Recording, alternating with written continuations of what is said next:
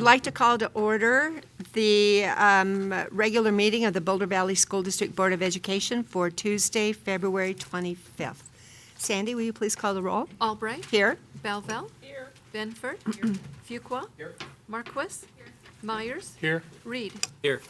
Thank you. Will you please join me in the Pledge of Allegiance? I pledge allegiance to the flag of the United States of America and to the republic for which it stands, one nation, under God, indivisible, with liberty and justice for all.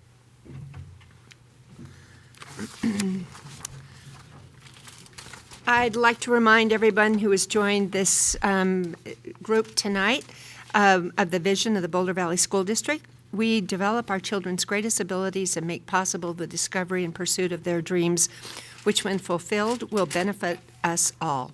We provide a comprehensive and innovative approach to education and graduate successful, curious, lifelong learners who confidently confront the great challenges of their time.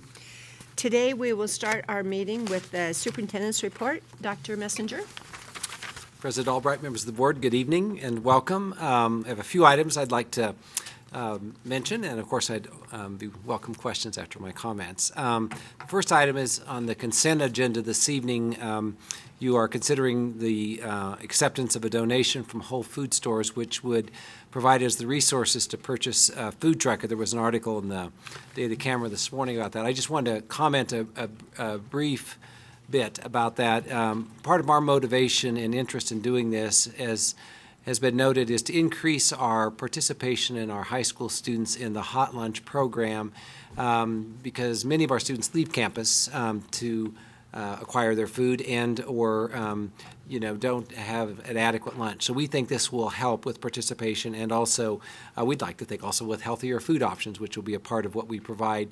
This also will allow us to take food to other locations. So we have summer school where we serve a lot of food to our students, and also cater to groups, our own employees, as we do work in the district. So we appreciate the generosity of the Whole Food Store, and this is an exciting adventure that we're on. And as you know, we struggle each year maintaining our enterprise around food service so that we can have it be a break-even endeavor, and so we hope that this will generate some additional revenue. That's our plan.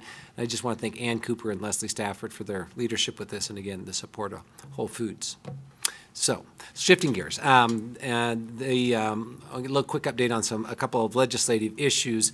As you know, we've all been working together with others on school funding, and so it's our understanding that House Bill 1292, carried by Senator Johnson and Representative Hamner, will be introduced. If it hasn't today, it will be tomorrow, is our understanding, and it will be those legislators' effort to secure additional funding in addition to what the governor has proposed for schools for next year. The governor has proposed a cost of living adjustment, 2.6%, and also growth as a part of what he presented, or his staff did, to the Joint Budget Committee in November.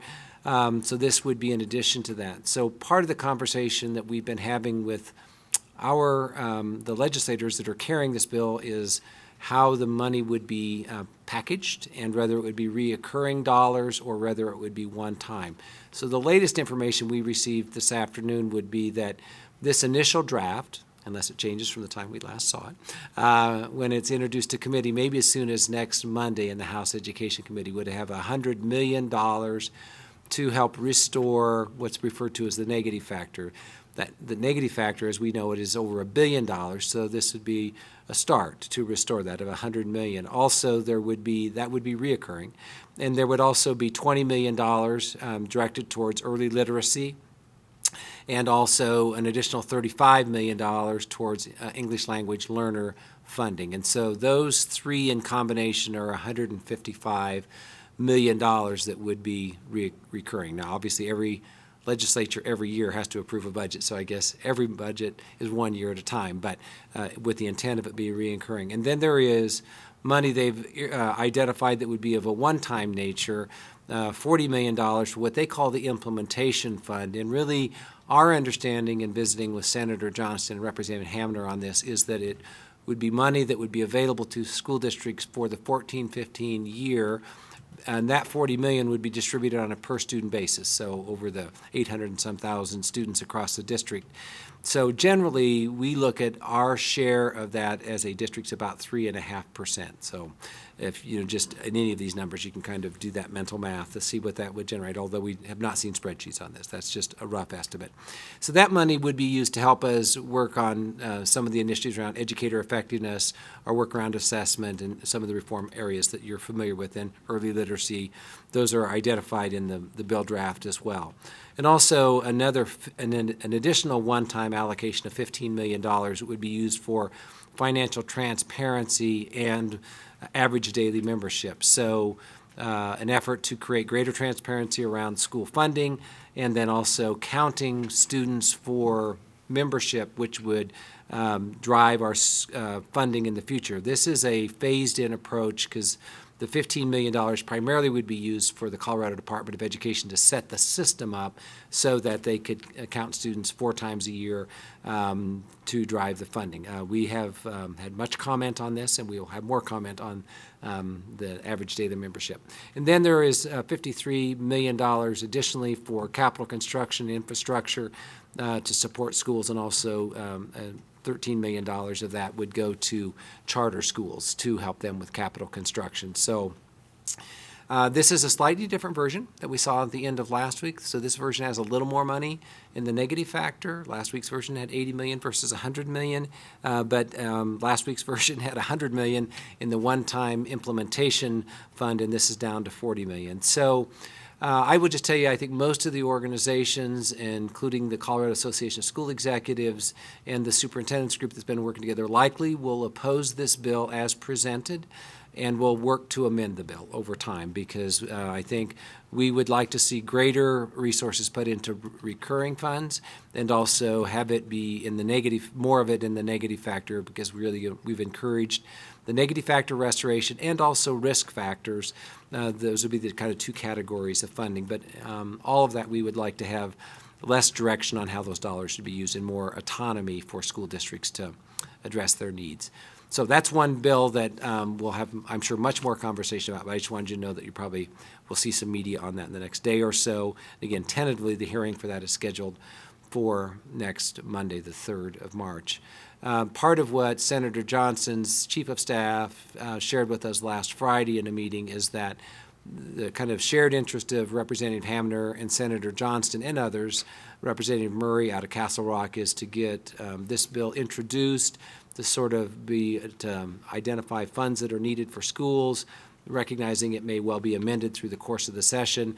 I don't think anything will happen on commitment of funds to this request or others until the March economic forecast, is our understanding, to see the condition of our state. So that's just a quick update on where we are with school funding. The other bill that I just wanted to mention, and we're going to have a work session later this evening on student assessment.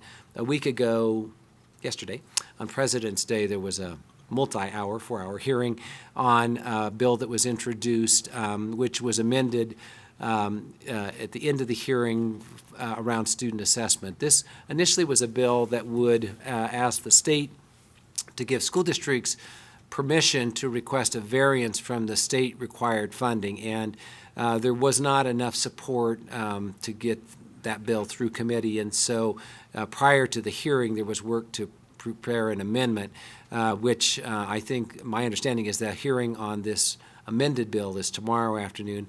So there was a pretty strong pushback of altering the state expectations around assessment in this legislation, but they seem to be receptive to allowing a task force or study committee to be formed that would be independent of the Colorado Department of Education, but certainly input from the Colorado Department of Education to really answer some questions around the value of the state assessments going forward, the burden that places on students and schools, the rights of parents to opt out of participating in the assessment. So if you have a chance to look at that bill and its amendment, if this is an area of interest, and I know it is for members of the board, I think that this study I think staff-wise, we believe really makes sense because I think there are a lot of maybe unanswered questions around the new assessments that will be coming into place over the next year.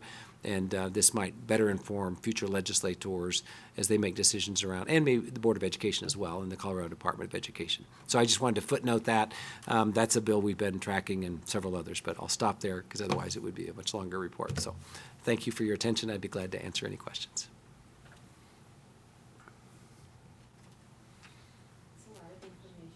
There must be questions. Shelley?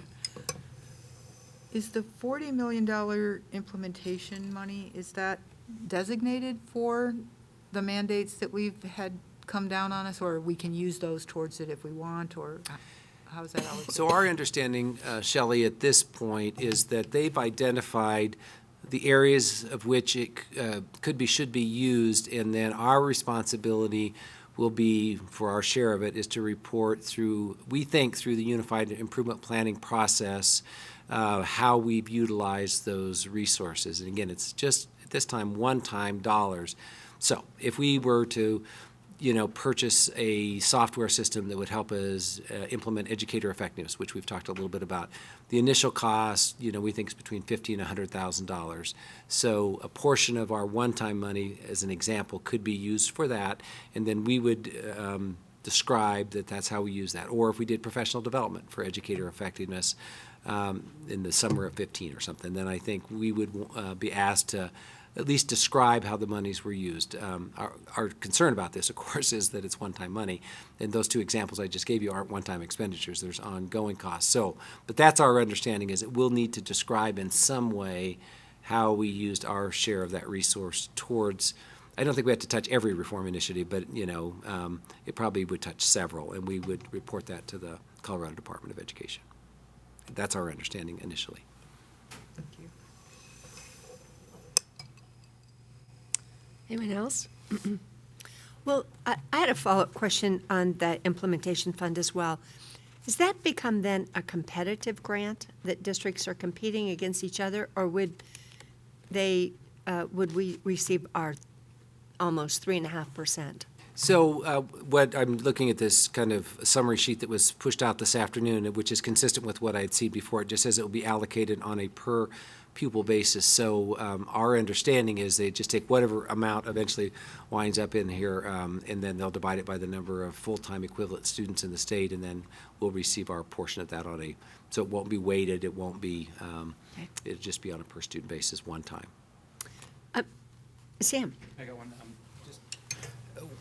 Do we know if the amount of money coming to implement the potential new way of counting students will be sufficient for us to do that? The switch to average daily membership, should that become law? We think it will not be adequate. So our understanding is that much of this, they've actually talked about it being $5 million for the transparency and $10 million for the ADM. So I think what we don't have a good sense of is that the sponsors of this legislation fully understand the impact this will have on school districts. We feel they probably have a better understanding of the centralized work associated with this. I mean, I don't know if it's a great detail, but I think they have a sense. They've worked with CDE on this in at least conversation. This was part of Senate Bill 213, you might recall, last year. So, but I think that what isn't accounted for here in a meaningful way is the burden it will place on school districts to conduct the audit and do the reporting. We spend significant time with one count date a year in a less sophisticated system. Now, in time, that might be made simpler, and it might be able to, they can extract and pull data. I mean, that's what they are talking about. So, maybe what we know today won't be what it looks like in the future. But what we know today, part of what's different about this is in Senate Bill 213 a year ago, when there was an ADM dimension, average daily membership, they were going to account every high school student full-time regardless. They were all going to be full-time. So 2,500 of them, high school seniors, they were all full-time, or each level. And every kindergarten student was full-time. So just the number and then you're in. This does not have that provision in it. So we'll need to demonstrate, like we do now with our audits, every student's registration, and to make sure that they are taking enough coursework and documenting their attendance to count as full-time or part-time. That's really burdensome. It just takes a lot of staff time here to compile the data from the schools centrally, and then for us to submit it, and then when it's audited, it takes many hours to go through that, both our staff's time as well as the Colorado Department of Education. So we've been assured they're working to streamline that, but that's a little worry we have, is that the cost associated with this for local, we probably wouldn't be in a position to add staff, so it just shifts workloads is what it does. So that's a worry of ours. Jenny? So I have a comment about that, Sam, which is that I've had some conversations, because there's also a bill before the legislature to add $5 million in funding for talented and gifted education, which has a number of strings attached. So I've had conversations with people like that, and one of the things that occurs to me is that I just find it really offensive that this bill has 3 times more money for bookkeeping than it does to meet the needs of our talented and gifted students, which we know is like a crying need in this state. So just not anything I expect you to answer or you to agree with, but it just makes me crazy. So I'm just commenting on that. I do have a question, however, so which is, what percentage of students in this state attend charter schools? We gotta look around. Yeah, less than 10 is what was my mind. So Jonathan Dings said 8%, and I think that's consistent with my understanding, at least the ballpark, around 8% of all students. I'm just sort of interested, because I know I know there's other money, other places in some of the proposed legislation for charters. It seems to me like we're increasing charter funding, or funding that's specifically going to charters, by a factor of 2 or 3 times. I think maybe they get $5 to $7 million a year now, and this $13 million is on top of some money that's someplace else that I can't remember and I just don't get it. I don't know why you wouldn't put that money into the BEST program, which has given a good deal of money Yep. to charters, or why, and a number of school districts fund charters in the same way that, Right. that they fund their other schools.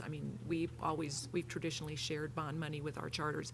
So I just don't really get this piece of the package. It seems like a lot, when we're all scrambling for dollars, this seems like a lot of money for a fairly small group of kids, proportionately. So some of what is, that goes on in this discussion is that some charters in our state are authorized through the Charter School Institute, CSI, and others are authorized through district authority. All of our charters in BVSD are through district authorization. The board has authorized those. So you wind up with a mixed bag here, because our charters have participated in our mill levy overrides and also our bonds, and have supported them and have benefited from them. So that's kind of a win-win. But we don't have any through the Charter School Institute. So some of this is an attempt to address different needs, but it's complicated, because I asked Senator Johnson specifically about this point, about, well, where would our charters fit into this? Would they receive money here and not ours then? Because we're considering a future bond issue. So who knows? This will probably just have to be worked out, but it is a little complicated. But that's some of what goes on here, because those that are through the Charter School Institute wouldn't most likely participate in local bonds and mills. So that's been some of the discussion the last couple of years around that. But it's another complication. I'd like to follow up on the question about charters, and it's a question about, this feels to me, and perhaps I'm wrong, but this reminds me of the backpack issue, when the intention in the last session was to send money directly to principals, bypassing locally elected school boards. And I'm wondering if this is another of those situations where the legislature is allocating funds directly to what specific or charter schools that are chartered by the Charter Institute. And it feels like it's sort of interesting, because about our charters, that we are part of our district, but the charters that are not part of our district, but it feels like if any of the money were to go to our charters, are they bypassing the board? Yes, they would. Yes, I think they would be bypassing the board's authority. Then I think the question is, if that were to happen, then how would you as an elected board deal with our charters if they were already receiving money for capital construction through this fund? would they participate then in our bond if we have one in a different way? So I think that's some of what's, makes it a bit more complicated when you have a centralized funding authority, the state, for local schools, charters. So it is a bit complicated. Well, please keep us posted. Absolutely. About the changing nature of these funding bills as they go forward. And, I appreciate you bringing forward that our perspective from Boulder Valley School District and this board's urgency about funding and support for eliminating the negative factor, both as a superintendent's group and as supporting our district, as we've made very clear about what our needs are. So thank you for bringing All right. that forward. And I hope the public is listening because it's very important that the public participate in these conversations as well. This board can't spend the money if we don't have it. And the people who have it are people in the legislature. And it would be great for our public to speak up and talk about their values. And I think our community does value education. So keep us posted. I'm sure it'll be a long saga. So I might just add on that point briefly, Lori, is that we did the superintendent's blog this week on some explanation of this work and the negative factor, and we'll follow up next on a description of if money were restored to Boulder Valley School District, how might those resources be used, and some costs associated with those, because sometimes they all just become really big numbers, and how does that, so we're, not that any decision's been made, but just as examples, things that we've talked about that are priorities, literacy, class size, those kinds of things, and then also how they might personally choose to get involved, either our employees or community with our legislative context. So Briggs Gamblin's working on a communication piece. So we're hoping in the next week that will go out to just continue to communicate and help give ways for our community to become actively involved. So we'll follow up with that. Thank you. I think it's great. Any other questions of Dr. Messenger? I have a quick one. Sure. Can you remind me what the rule of thumb is about what it costs to take class size down by one child throughout the district? Isn't there a rule of thumb? $4 million. $4 million? For our district. If we were to adjust the ratio or the index by one, it's $4 million. So if we get 3.5% of this $100 million recurring, it's not even enough to take down class size by one That's correct. right now.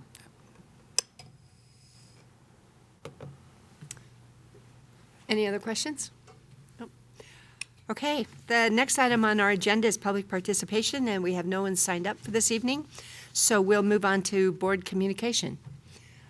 Is there anyone who would like to talk about what they've been doing or what ideas they have? Sam, please. Just exactly follows what we said. I just support Dr. Messenger's continued engagement at the state level. I know it takes time away from the district, but it's time well spent. So thank you for your leadership on that at the state level. Let's see. Yeah, good. Tom or Jenny? Okay. So, 4 of us were able to attend CASB's Winter Legislative Conference last week, Lori, Shelley, Tina, and I.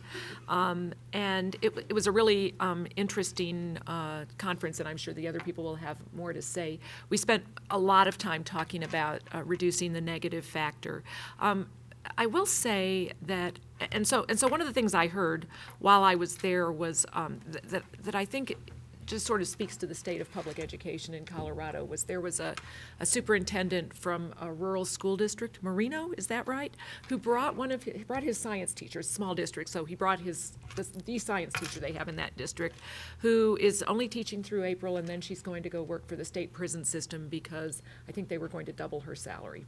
And so I just think that it says something about the priorities in our state when when qualified professionals find it more profitable to work for prisons than for public schools. And I thought that was really sad.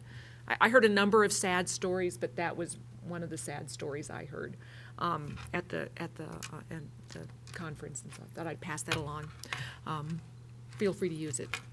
The other thing that came up a lot and that we're going to, it was assessments. I'd heard more concern around the number of state assessments and changes in state assessments than I've heard at that kind of conference for a long time. So there's just a lot of anxiety. There were a lot of anxiety among fellow board members about how that's going to work, how it's going to fit in with teacher assessment, how do we assess student growth when we have a new new assessment coming out, and I think the short answer is nobody knows for sure yet. But they're sure we can do it.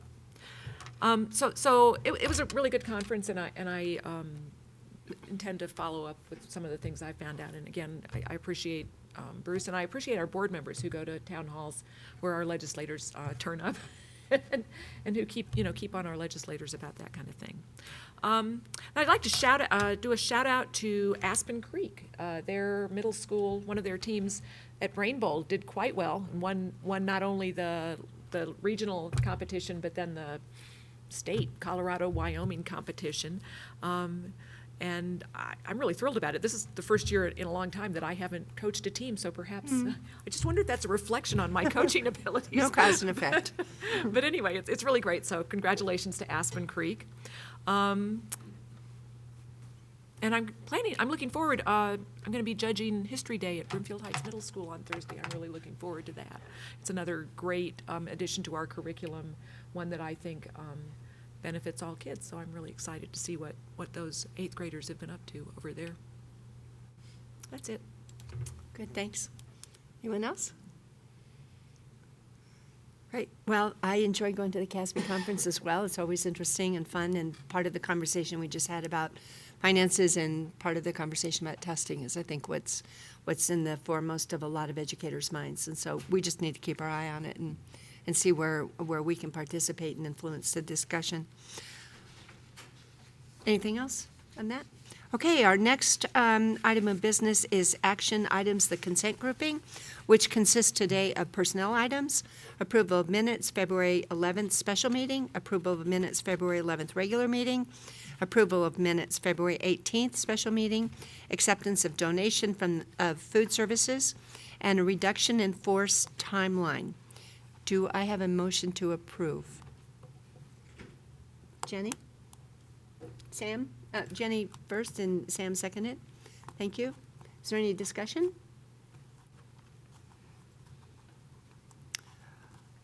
Well then, we'll call the roll. Albright. Yes. Belleville. Yes. Benford. Fuqua. Yes. Marquis. Yes. Myers. Yes. Reed. Yes. Motion passes. Thank you. The next item on our agenda is the electric participation in school board meetings policy.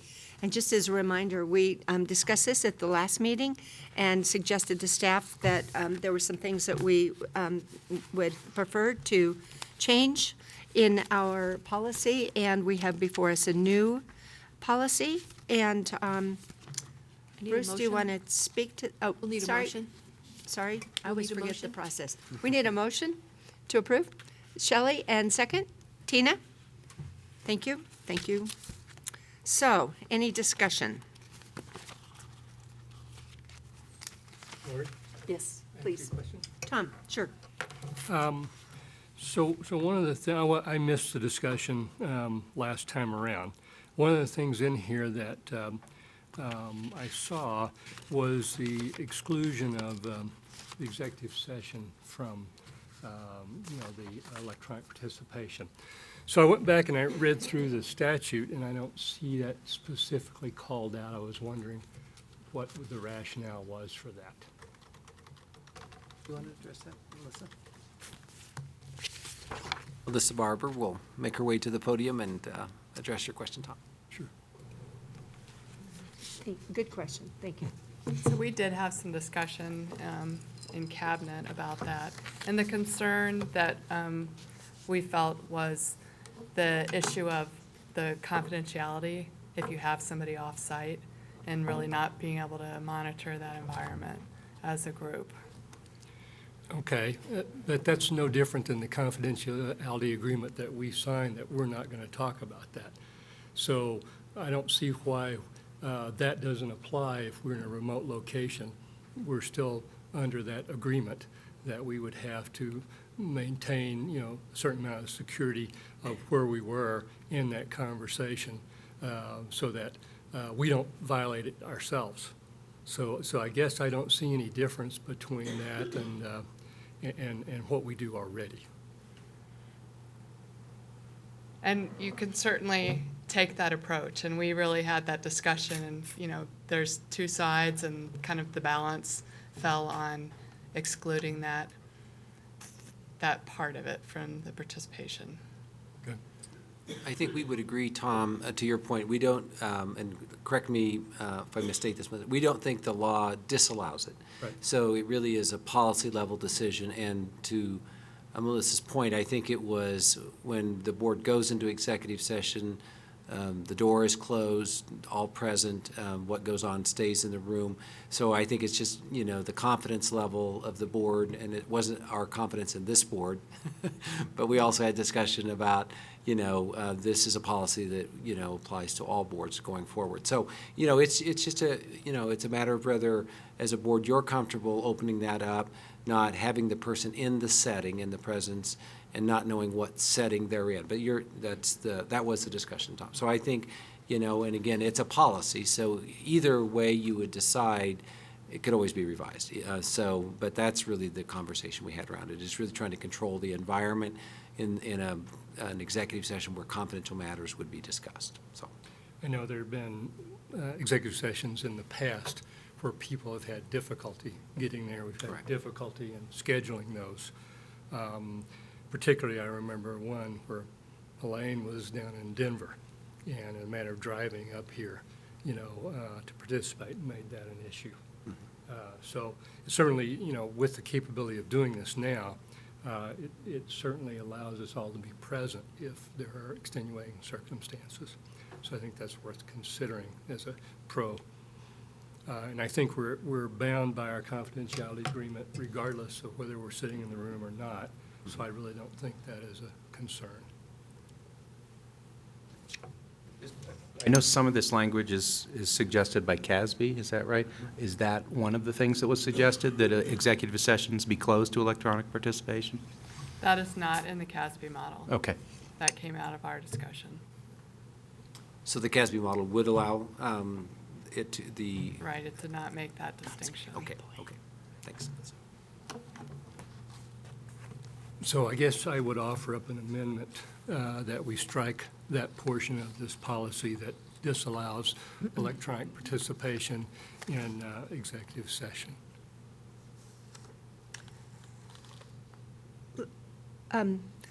Okay. Let's just talk about procedure for just a moment. We can, because we can either wordsmith this now, or we can say, I mean, because what we did last time was it came before us and we said, no, we had some concerns about some of the content. Would you please go back and reflect some of the things that we said, which freed up the opportunity for more electronic Sure. involvement. And so we can either vote on this now, or we can say, let's go back and take another crack at it and bring it back in a final form. Yeah, So and I- yeah. either way is okay with Okay, me. well, that's great, because I have several other issues. Oh, yeah, And let's instead of not- offering amendment after amendment, I'd like to talk about all of them, then we can decide if we want to send it, work on it some more. Let's do that. Okay. Let's do that. So Okay, pull back that amendment and we'll All right, I'll discuss pull the that back. issues that are on that you're concerned about and that others might be, and that's fine. as we continue to work. I mean, what we need to do is get this right. Yes, And I agree. not rush it. I mean, there's no reason to rush. Okay. Okay. Since so I'm talking, another should thing, I? Please, Should I keep going? please keep going. Okay. Going, Tom. All right. So with the second paragraph, talking about the extenuating circumstances, it's a job, military service, or a personal obligation that requires a member to be outside of the district. So a couple of concerns I have there is that, if a board member is ill, say has the flu, they feel good enough to participate, but they don't want to come and give me the flu. I would like to be able to have them do that, To stay home. stay home. Yeah, fair enough. So, I would say we would add something that would refer to some personal circumstances such as that. And we could either say And I- sickness or illness or, And I can add a little more information since we met last time. I did I got to about 6 districts that have adopted this policy. Basically the CASB model, but illness had been added. yeah. So several something of like them. that, I think and it then was you would need in to strike the outside of the Adams district, 12, because we'd be in the Littleton, district, but maybe at Thompson. home with hopefully not a broken leg, but that could be a possibility. Personal obligation or So- illness. Jenny, go ahead. Yeah, I agree with you, Tom, but I've sort of toyed with the idea of just saying that if there are extenuating circumstances, whatever they, I mean, just referring to extenuating circumstances trying and to name not them trying to all. define them, because further down in the policy, it says you can do it twice a year. And so I think we limit, I think that we take care of the potential for abuse of this policy by just saying you only do it twice a year. So people who don't want to come to board meetings I mean, for whatever reason. And Yeah. I think we can leave it to the board member's judgment what an extenuating circumstance is, because So we talked about this last time, that there is an issue with the law around if we're going to have a policy, we're supposed to define extenuating circumstances. So we need a definition in there, and we can make it, as broad as you like. okay. But we need to Let's say make it something. broad, You know what's going to happen is we'll forget and leave out something. But like you say, it's a living document, we can make changes if necessary. So I have a suggestion about this. So if we talk about personal obligation or circumstances, that would be a more inclusive statement. I mean, if we just were to add those two words right after personal obligation or circumstances. And then the other thing I was thinking to do to modify the rest of that sentence is to say requires the member to be, and then I would just say absent from the meeting. Right, Because, I Yeah. mean, some people are going to be sick in their district. bed Yeah. in their district. I mean, people are infected with something. Yeah. They might be in the district, but Right. not at the meeting. Right. So, I agree. okay. But the one other thing you said is about the two meetings. Having personally been involved on the first ones to do this, I know that it was probably at least 3 meetings last year that I had to call in. And that doesn't mean that's necessarily the norm, but that was due to the nature of my job being pulled away. So 2 seems a little light to me. I would like to maybe increase that 3 or 4, something like that. Not a huge amount, but out of, what do we have, 22 board meetings a year or something like that? Roughly 2022, to have 3 or 4 that we miss or have to participate electronically. I'd rather have the person participating than not, is the point. Me too. Yeah. So thanks, that's all I had. Shelley? I think that makes sense. I mean, you could be sick one time, and then that only leaves one business trip, and, I mean, many other things could happen in the course of a year, so. Do we have to have a number there, or can we say reasonable number of times, or should we just increase the number? So just as you look at that paragraph, there, whatever number we use, then there is the authority of the board to go beyond that. So I think it's a way to kind of put some parameters around it of what you find would be acceptable, given what you know now. And then if a person's circumstance was that that they, a number of things happen in a given year, the board certainly has authority to, well, it's your policy, obviously, you can do what you'd like, but, I mean, you have that flexibility even within this policy to waive that, so. So maybe adjust the number if that's the pleasure of the board, and then still have a number, knowing that you can flex it if you choose to, so. And I just looked at that statute, and there's not a required maximum. So the board can decide the maximum number. I have one question here, and it was about whether this is about regular or special meetings. And in the very first sentence, it refers to in regular special meetings. And so today, we're having 2 meetings. We're having a regular meeting, and then we're having a special meeting. And so in one day, you could wipe out 2 of them. And if we had a meeting with another group, a city council, someplace later this week, that would be 3. Yeah. And so you'd already bump up against it. So it's a tricky thing. I mean, our expectation, I think, is that people attend meetings and not abuse it. What? And we have been. Well, we have been, right, and here we are trying to set for a future board, for our own behavior, but also for a future board. But because it's regular and special, we're tying ourselves up pretty tight here. To be making exceptions, and my sense is better to have more trust and a little more flexibility. So for me, I would prefer, I don't know, I'm not even sure about the question about having a number or having an open-ended. I mean, I don't know what anyone else thinks about that. Sam? I'd be willing to consider a larger number. I would like to have a number in there, though. Just thinking about future boards and people trying to avoid tough public meetings or some other things that might come up if we leave it too open-ended. So do you have a suggestion for a, I would be comfortable with 4, as 4? Tom suggested. okay? Any comments to that? I guess Any I'm objection? I'm the one who grows weary of, when you go from 2, when you go to 10% and you bump it to 20%, I think the intent of this policy isn't special and regular meetings. It's hard to participate in a work session we have with another city council. So, I mean, we're not going to be holding those. I think it's really about the regular meetings, regular days, those kinds of participations. But, if we bump it up to 20%, I'm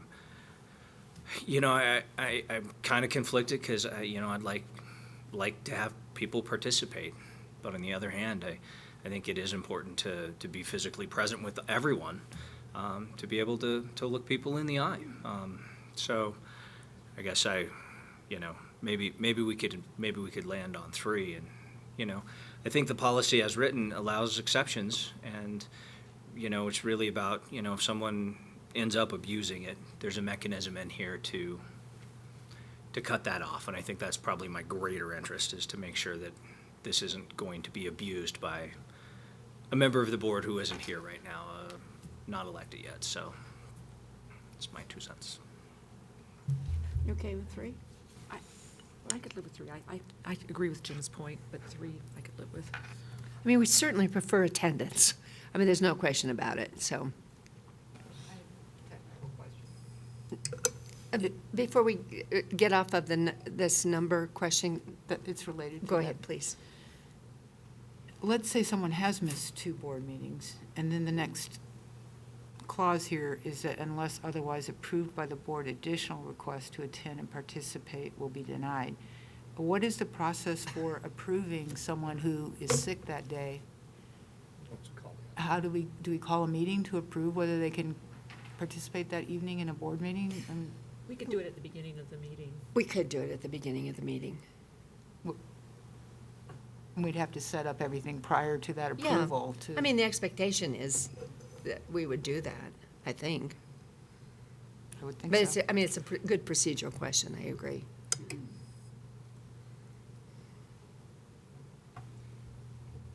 I guess to me, it seems kind of strange to approve so that a board member can participate,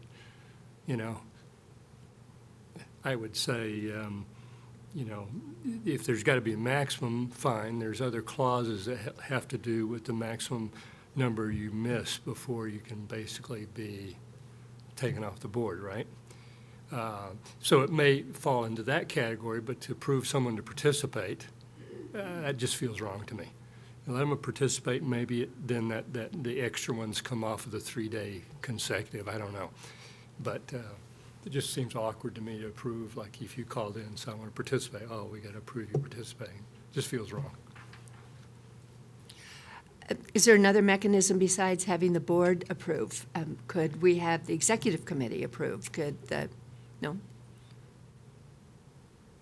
And this is my reading of the statute, and the legal department may have a different opinion, but I think without this policy, we can't participate electronically. So as without this policy right now, we should be forced to have a vote to allow electronic participation in a meeting. And is that fair? I would say there's differing opinions on that. Okay.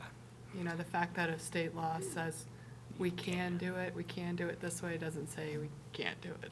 But there are different opinions on that among lawyers, so. Okay.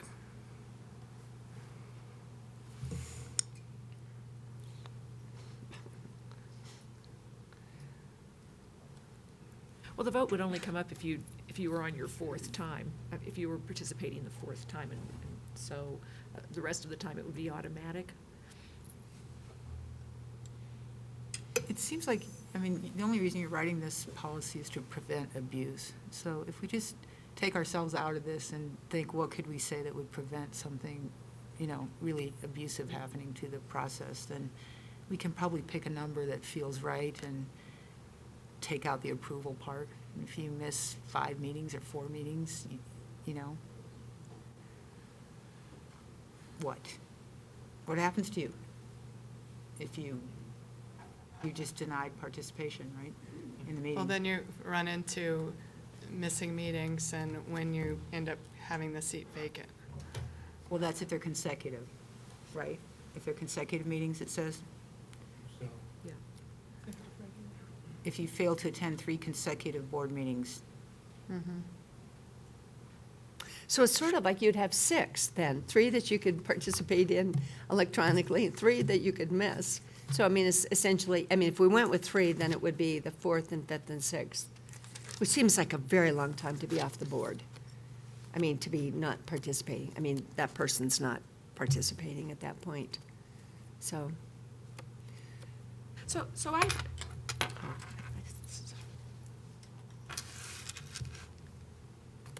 so do I have a recommendation? Do you want to send it back a little bit confused still, or? I have a question, I have a Okay. further question on a different topic. I'm sort of comfortable with you can participate 3 meetings, and if you miss 3 consecutive meetings, I don't know it's ever happened, so I think that's sort of a worst-case scenario. But what I do have a question about is whether we need some kind of limit on the number of people you have to have in the boardroom for a quorum. Do we have that?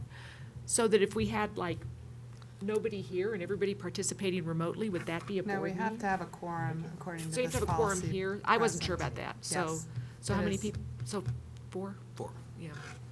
Okay, that was just my question. Okay. So only 3 people at a time could participate electronically.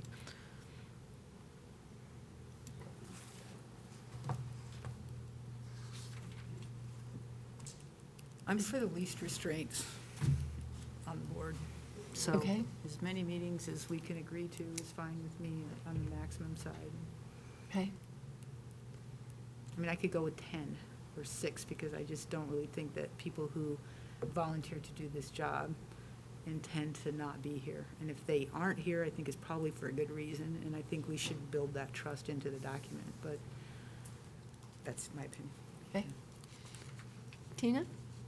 If we set a high limit like 10 or 8, we might want to indicate somewhere, though, that the expectation is to be here physically, that this isn't a sort of half remote, half present type of obligation. I think that would just, especially because we are so used to now participating in things remotely, this isn't one of them.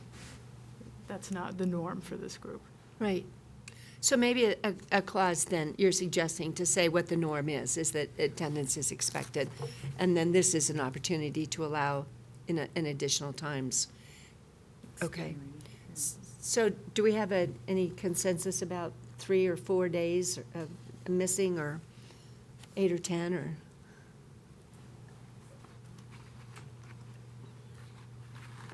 Sam? I'm comfortable with 3 or 4. Okay. I like 3 with with the board's option to approve more if it's needed. Okay.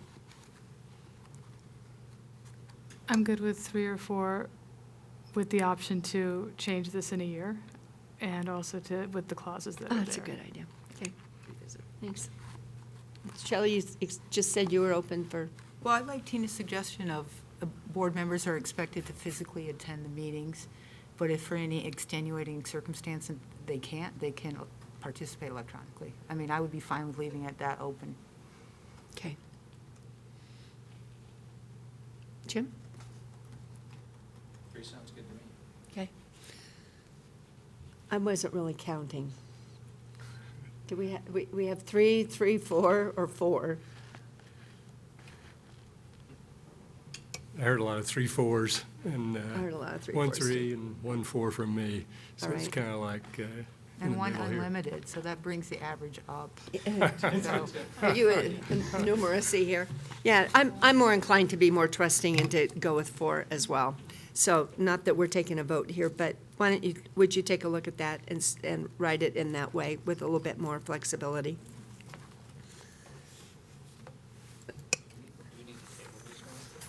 Yeah, I will need a motion to pull it from this agenda. Could I get a little more clarity? I didn't know if you all finished discussing the issue of executive session, In terms of what? the executive session piece. I know that Tom raised that Thank issue, you. but I didn't know if there was Okay. any consensus. So, Tom, your point is that we already have an agreement Mm-hmm. that we've signed about confidentiality, and so we're expecting everyone in that executive session.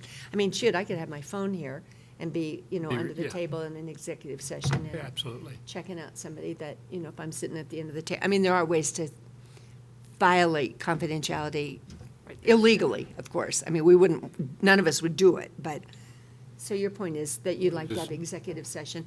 And Melissa, your point was that it's permitted, or it's not prevented.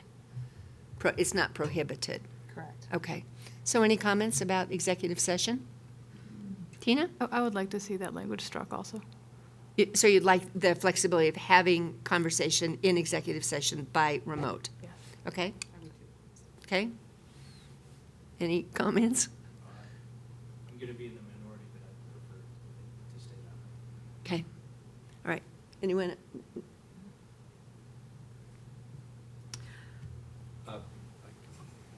Yeah, I can live with striking it, particularly since it's not recommended by our statewide group, CASB. Wasn't part of their recommendations. I can live with Okay. removing it from our policy.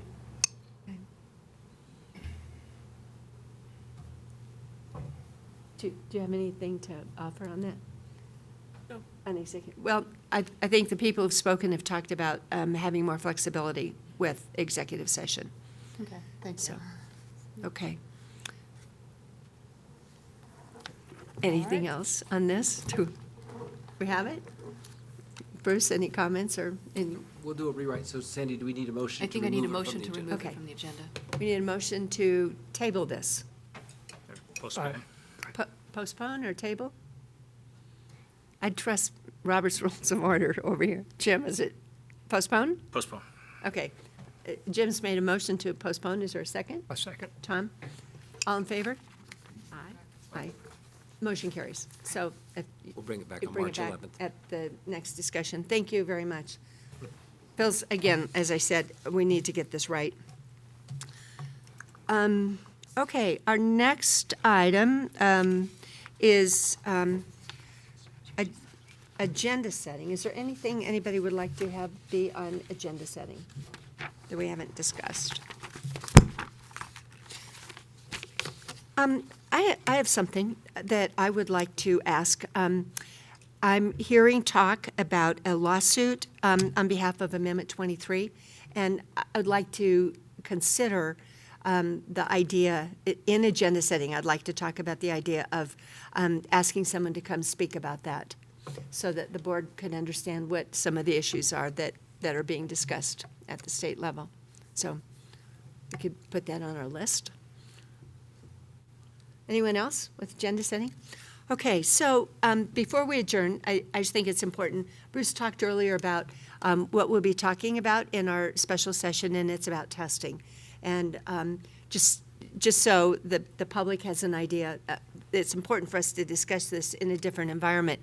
But we'll be talking about what actually is happening in testing, a little bit about the context, a little bit about what it means for our students and our parents.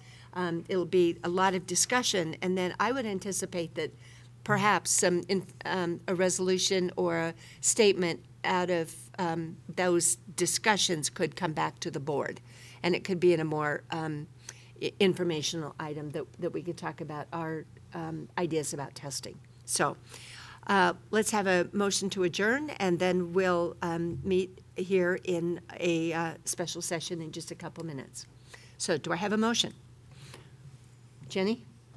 Second? Tom? Or, excuse me, Sam. Okay.